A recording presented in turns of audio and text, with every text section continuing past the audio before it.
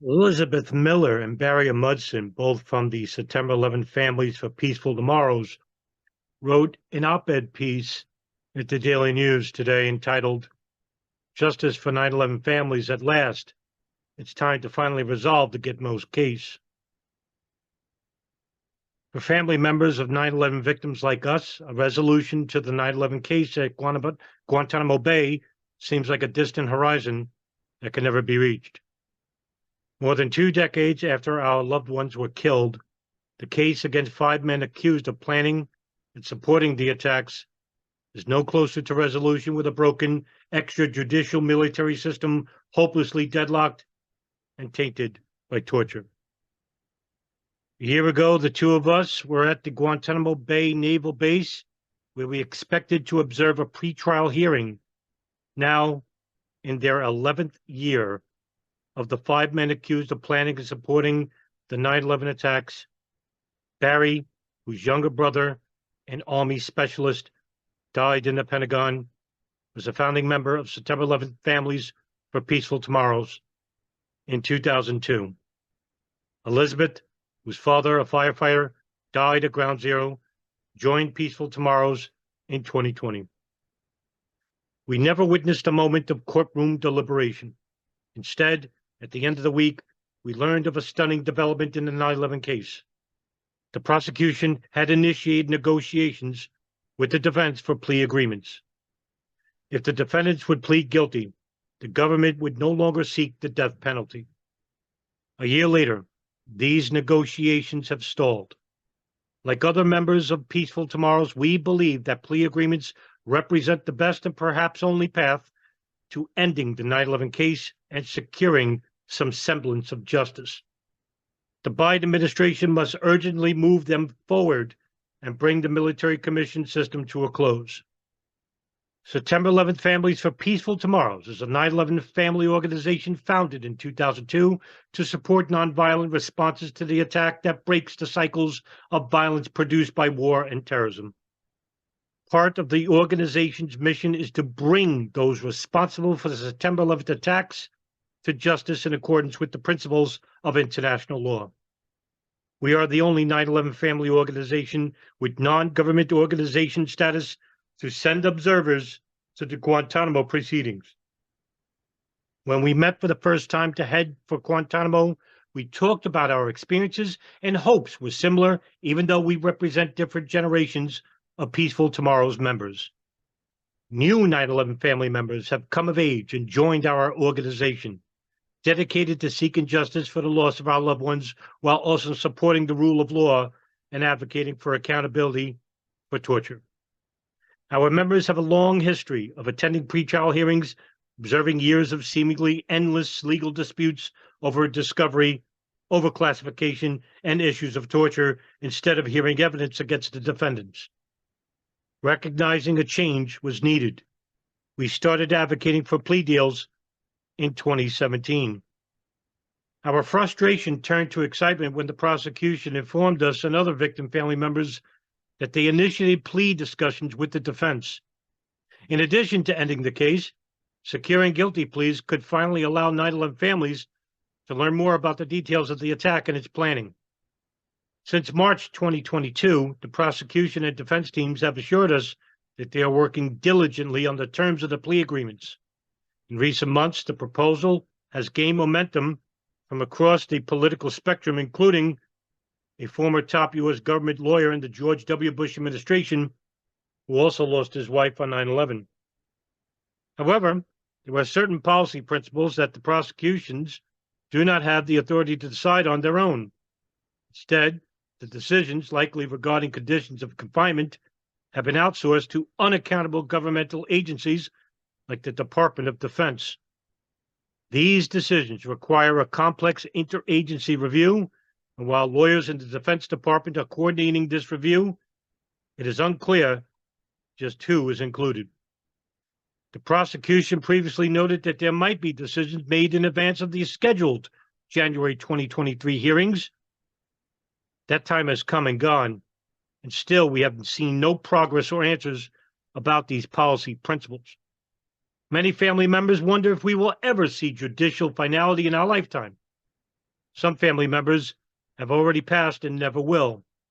With the announcement of plea deals as a possibility, we felt as if we may finally see the horizon. That was short-lived.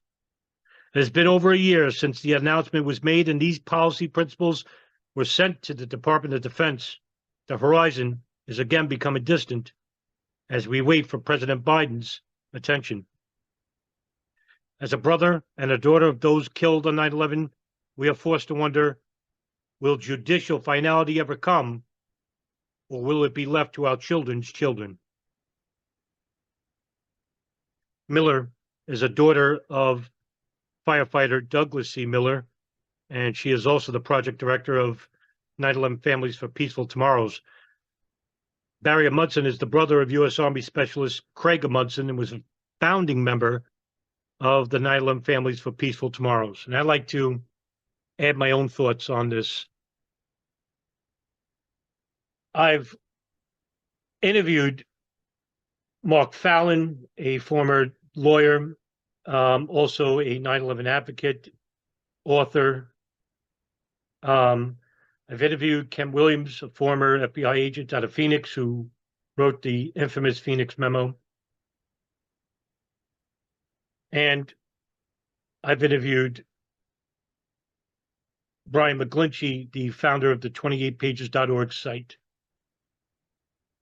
So what I would like to add is that I think there are specific reasons as to why this commission has not, with this trial, has not gone forward. And two points I'd like to raise. One is the issue of torture, obviously. I believe that anything that was admitted under duress of physical torture, I'm not going to call it enhanced interrogation techniques because that's just a cover, a less sinister sounding term for torture. Anything that was admitted cannot be used as evidence, obviously. So now we're left with either the admissions of Khalid Sheikh Mohammed and Ramzi bin al-Shibh to Yosri Fuda of Al Jazeera, in which, according to Nick Fielding, the author, the co-author of the book Masterminds of Terror with Yosri Fuda, about that interview took place in Pakistan in 2002 before they were captured, in which they admitted their role.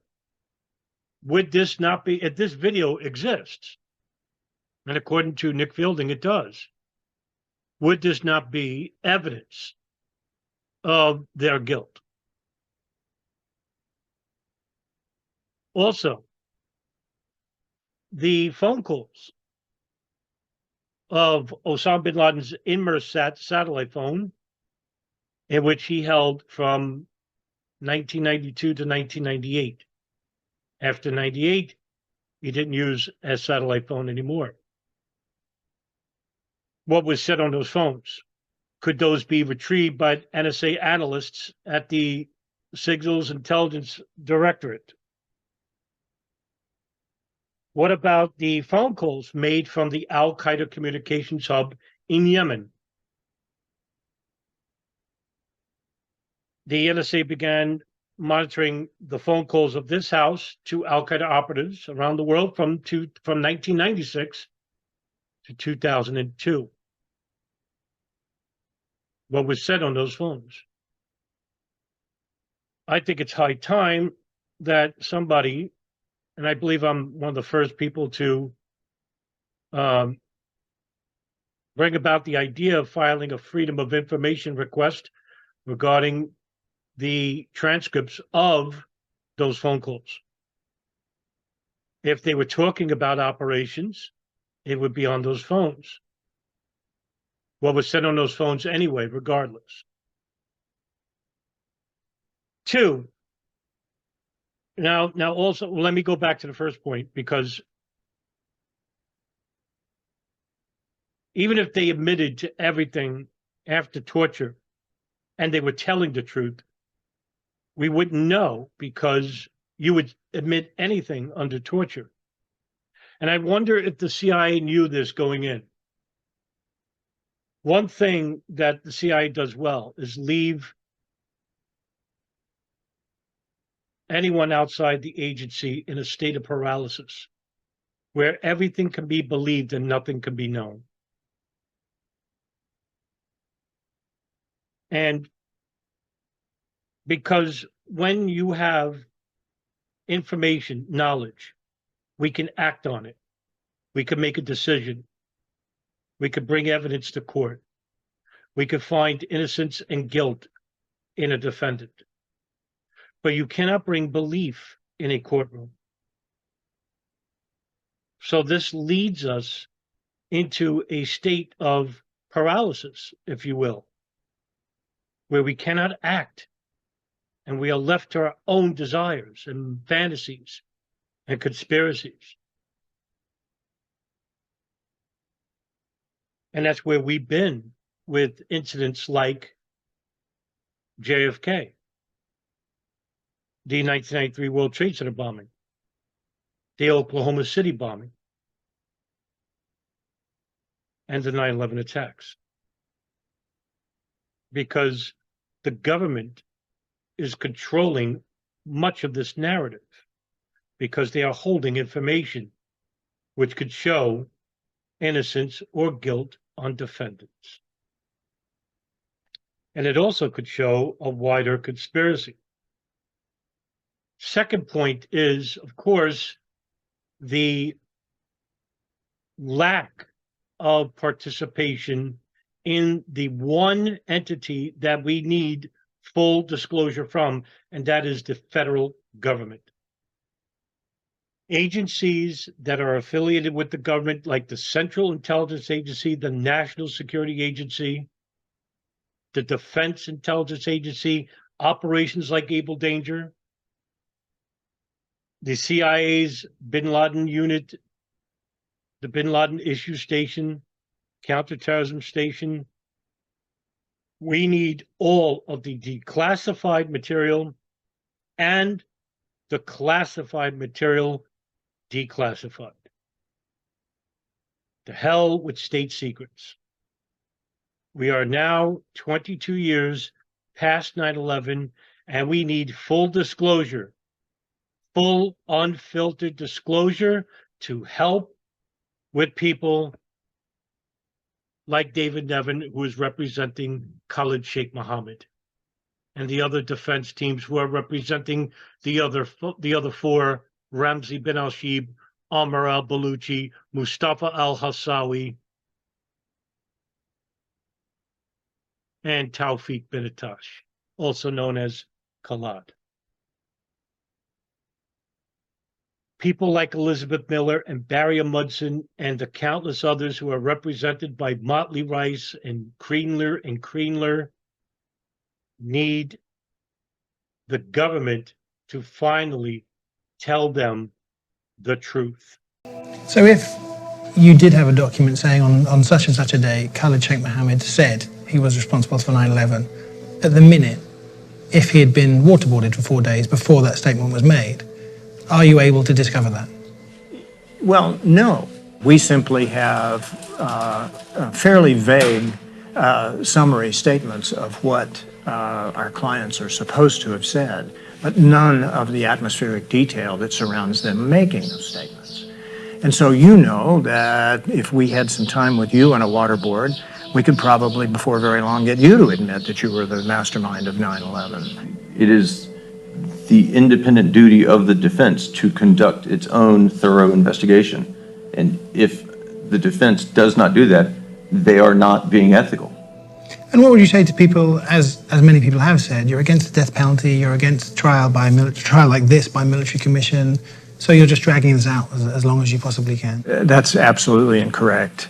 We're doing what's necessary to make the case be a fair prosecution. And it has to be a fair prosecution. It doesn't make any difference how big the case is, how awful the circumstances of 9/11 were. It's a criminal prosecution in the United States of America, and it